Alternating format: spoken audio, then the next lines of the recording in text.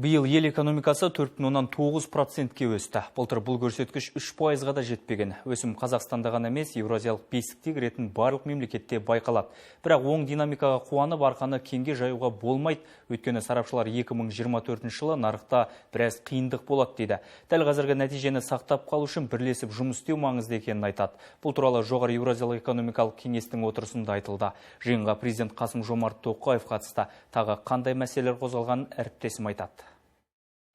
Жоғары Еуразиялық экономикалық кеңестің отырысы Ресейде болды. Одаққа мүше елдер жиында жылды қорытындылап, маңызды бағыттар туралы сөз қозғады. Қазір электронды сауда дамып келеді. Былтыр бұл саланың нарықтағы үлесі 80 миллиард долларға жеткен. Жақында бұл көрсеткіш 2 есе ұлғаюы мүмкін. Нам следует более активно работать. Біз ортақ нарықта кездесетін кедергілер мен шектеулерді жойып, бірыңғай техникалық регламенттер енгізуді жылдамдатуымыз керек. Еуразиялық экономикалық одақтың біріккен ақпараттық жүйесінің толық форматта жұмыс істеуі мүше мемлекеттер арасында тауар тасымалдау кезіндегі бизнес шығындарын айтарлықтай азайтуға септігін тигізер еді. Еуразиялық экономикалық одаққа мүше елдер ауыл шаруашылығына келгенде ақсап қалады. Әлемдік нарықтағы үлесі төмен, тіпті 3%-ға да жетпейді. Ал дүние жүзінде 800 миллион адам аштық зардабын тартып отыр. Негізі одаққа мүше мемлекеттердің әлеуеті 600 миллион тұрғынды азық-түлікпен қамтамасыз етуге жетеді. Бірақ геосаяси ахуал мен санкциялар оған мүмкіндік берер емес. Предстоит общими усилиями развивать агрологистика және өнім сақтау жүйесін дамытып, ауыл шаруашылығы саласына цифрлық шешімдерді енгізу үшін күш біріктіруіміз қажет. Бірлескен агроинновациялық орталықтар құру мәселесін пысықтаған жөн. Мұндай орталықтар агроөнеркәсіп кешенін коммерцияландырумен және өндіріске жаңа технологияларды енгізумен айналысады. Елдегі көлік логистика саласы да дамып келеді. Қазір Қытайдың Сиань қаласы мен Грузияның Поти портында қазақстандық терминалдардың құрылысы жүріп жатыр. Бұдан бөлек Қытай, Өзбекстан, Қырғызстанмен арадағы шекарада және Каспий теңізінде 5 трансшекаралық көлік логистикалық хабын іске қосу көзделген. 1300 шақырымдық жаңа теміржол желісінің Бахты мен Қалжат және Иранның Бендер Аббас қаласында теңіз портын салу да жоспарда бар.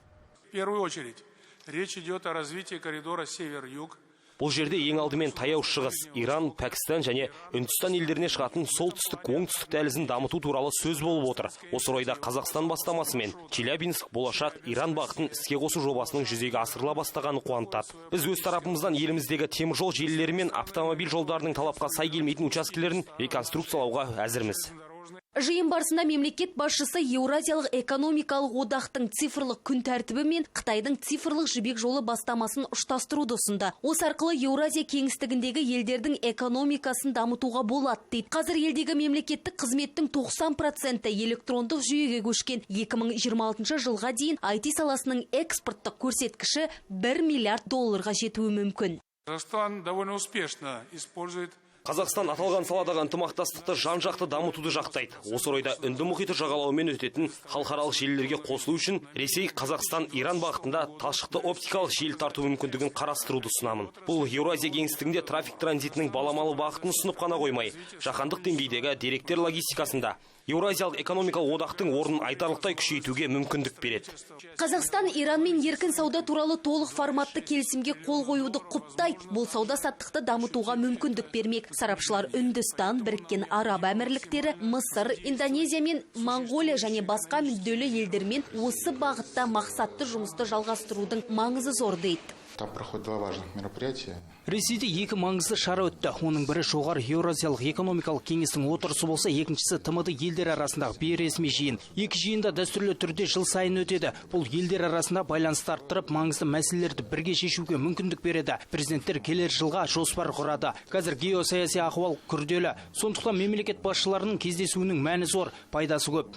Жиын соңында президент Ресейдің ұйымға төрағалығы табысты аяқталғанын айтып, Владимир Путинге алғыс айтты. Ал Никол Пашинянға Арменияның 2024 жылы Еуразиялық экономикалық одақ органдарына нәтижелі төрағалық етуіне тілекші екенін білдірді. Бұдан бөлек мемлекет басшысы Еуразиялық экономикалық комиссия төрағасы лауазымындағы миссиясы аяқталған Михаил Мясниковичқа сәттілік тіледі. Жиын қорытындысы бойынша бірқатар құжат қабылданды. Ұйымға мүше мемлекеттердің басшылары Еуразия экономикалық комиссия алқасының төрағалығы қызметіне Қазақстанның өкілі Бақытжан Сағынтаев сайланды.